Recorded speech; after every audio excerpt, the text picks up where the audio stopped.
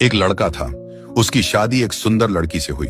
लड़के की माँ तो बचपन में ही गुजर गई थी, इसलिए घर में पिता और बेटा ही रहते थे। नई बहू घर आई तो कुछ महीनों बाद उसने कहा, मैं आपके पिता की सेवा नहीं कर पाऊंगी, उनकी कोई अलग व्यवस्था कर दीजिए। लड़का हैरान हुआ, तुम क्या कह रही हो? उन्होंने मुझे पाला पोसा बड़ा किया, मैं उन्हें कैसे छोड़ दूं?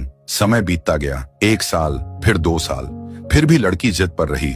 पिताजी की सेवा मैं अब नहीं कर सकती, इन्हें कहीं और रख दो। लड़का समझाता रहा, उनके कंधों के घाव मेरे बचपन में उठाने से आए हैं और मैं उन्हें ही घर से निकाल दूं? ये कैसे हो सकता है? लड़की कुछ समय के लिए शांत हो गई, पर 5वें साल तक बात हद पर पहुंच गई। उसने साफ कहा, अब फैसला करो, या वे रहेंगे या मैं। हम दोनों में से किसी एक को इस घर से जाना होगा। लड़के के दिल पर पहाड़ टूट गया। रात के 12 बजे वो उठा, पिता के पास गया और बोला, पिताजी चलिए आज थोड़ी देर घूम आते हैं। वो उन्हें साथ लेकर दूर जंगल में पहुंचा।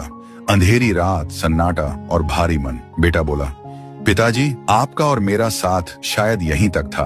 अगर मैं आपको रखूं तो पत्नी चली जाएगी। आपके जीवन की सांझ है, पर उसकी पूरी उम्र बाकी है, इसलिए मैं आपको यहीं छोड़ रहा हूं। शायद हम दोबारा कभी न मिले। पिता का दिल टूट गया, आंखों में आंसू भर आए। कांपते स्वर में बोले, बेटा मुझे यहीं मत छोड़, मुझे 3 किलोमीटर आगे छोड़ देना।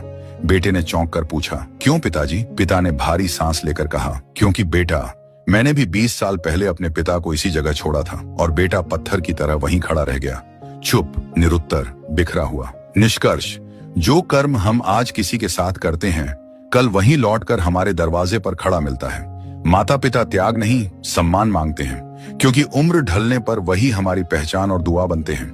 अपना बुजुर्ग मत छोड़ो, नहीं तो समय तुम्हें उसी मोड़ पर वापस खड़ा कर देगा।